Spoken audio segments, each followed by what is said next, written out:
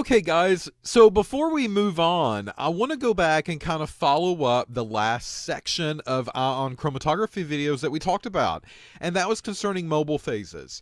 And what you're seeing on your screen right now is a more complete list of different mobile phases that you might find in the IC world, and typically what they're used for. All right, so for instance, if you look up here at the very top of the screen, you're going to see Ion Exchange Chromatography over here to the left-hand side of your TV monitor or your computer monitor. And then it says Ion Exchange here in the second column, and then it gives us functional groups. This we'll talk about in just a second, but here I want you to focus on the typical eluents. So the typical eluents for anion exchange chromatography, it's going to be suppressed. So we know that, right? Because we've talked about a suppressor now. And if you have suppressed ion chromatography, you will typically need a combination of sodium carbonate and sodium bicarb in the same jug, pumping through as your mobile phase. Or you could use sodium hydroxide in the jug, pumping through as the mobile phase. Or you could use potassium hydroxide, pumping through as the mobile phase. If you don't need non-suppressed though, so non-suppressed would typically be for maybe anions that conduct a little bit stronger signal in the conductivity detector. It could also be maybe large amounts of anions that are present, but you do have an option for that. And that's benzoic. Of course, it's spelt wrong in this table. But benzoic, phthalic, aromatic, and aliphatic carboxylic acids, and sulfonic acid. So what I want to get across is that it doesn't just have to be a sodium bicarb or carb mix. There's other choices out there for you to pick from. Depending on the method that you're trying to do, it will tell you what those mobile phases are.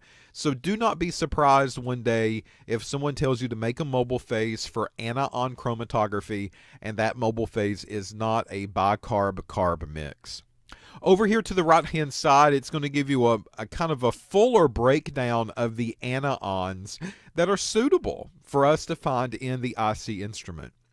So you kind of see the normal onslaught of fluoride, chloride, bromide, iodide. You're also going to see some nitrates and nitrites thrown into the mix. You're going to see sulfates and sulfites thrown into the mix. You're probably also going to see some phosphates in here as well. But there's other negative anion species that can come around. Again, keep in mind the ion chart, and any of those are fair game. Over here to the right-hand side, you're going to see detection modes that are typically assigned to the anion exchanger. And those detection modes can be our normal conductivity detector that we have on our instruments. And this is kind of the basic run-of-the-mill ion chromatograph. However, we can also put UV Vis detectors on them.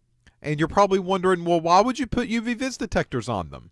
Well, part of this process is that we can make reactions go midstream. So we can pump a sample into the IC system. That sample can pump through the column and begin to separate. And before it goes to the detector, we can actually slam it with another reagent. And maybe that reagent will make it colored. And if so, then we can use a UV Vis detector. Very commonly done in something like chromium species. We can also assign a mass spectrometer onto the ion chromatographs, and we can also assign an ICP-MS onto the chromatograph instrument as well. So that's kind of like a double duty combo. IC separation plus ion coupled plasma or inductively coupled plasma with a mass spectrometer. Excuse me. Down here in the second row, you're going to see a cation exchanger. And this we've kind of touched base on, but we've really forgotten about it and we don't really elaborate it on that much because we do have an AA or an ICP instrument that can measure these positive pieces for us. But cation exchangers are out there. We can run them on ion chromatography without a problem. No big deal. It's also another ion exchanger. And what you're seeing is that the stationary phase here is going to be this SO3 group, and you've got two different versions. One version can just be the SO3 group, and that's it. That's all that's needed. And the other one is an SO3 and an NR3+. This kind of gives you more complexity of the column and the separation, and maybe a little bit more control. If you take a look at the different mobile phases here, though, they are not your traditional bicarb-carb, and they're not your NaOH and your KOH stuff. If you look up here in the top version, if you need it suppressed, then you're going to use sulfuric acid or hydrochloric acid or nitric acid. Notice these are all acidic, and they're releasing positive protons into the mix. Just like these up here, we're releasing negative anions or negative ions to help in the separation. These are going to free up H plus quite liberally all the way through.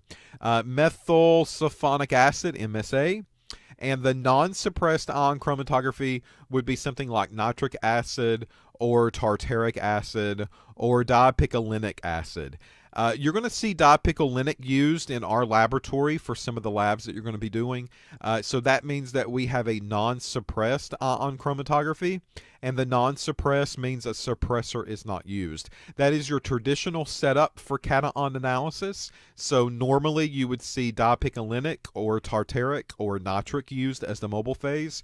And actually what you probably will see with us is that we will do a combination. We'll have a combination of dipicolinic and tartaric both.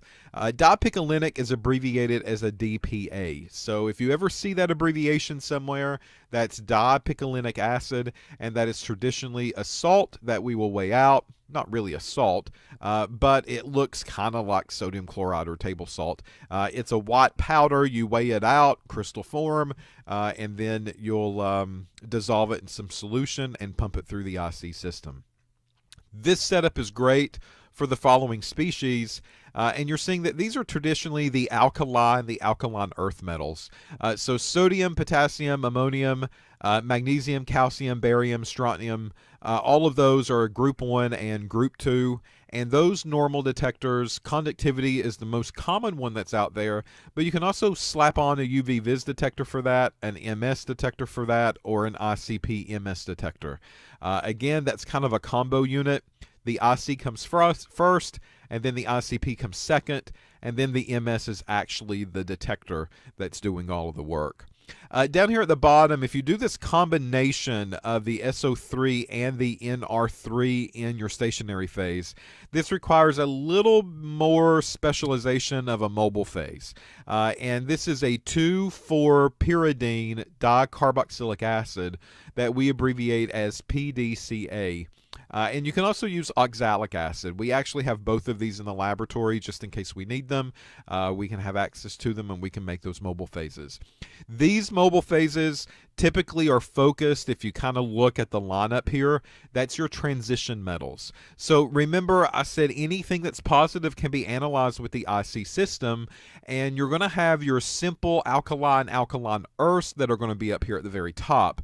That's more of your dipicolinic and tartaric acid cations. All of your transition elements, the things in the middle of the periodic table, that includes your copper and your nickel and your cadmium and your lead and your manganese and your irons and your tins and your zincs, chromiums, all of the things that environmental companies would want to look at. These are your nasty ones. These are your health hazards right here. And those cations typically require PDCA or oxalic acid as the mobile phases. They also require a specialized column as well. As far as these transition metals go, notice conductivity is not listed here. I'm not saying that conductivity can't pick them up, but conductivity is not the most common detection unit that's out there. And the reason is because we're looking at these at really low levels. And because of that, we do have to rely on that extra reagent step at the end of the machine. So as these cations are coming out of the system, then they're coming out one by one, and we can mix those in line with another reagent and get them colored. And that colored speciation, or that colored metal product, can be picked up extremely well on UV Vis or MS. So UV Vis is going to be the most common detector for the transition metals, and these transition metals rely on a different mobile phase than what your probably used to most of the time, and that's oxalic and PDCA. ICP-MS can also be slapped onto the end of the IC instrument here, and it can do the same job that it's always done up before. Down here at the very bottom, you're going to see an ion exclusion chromatography and anion pair and cation pair chromatography.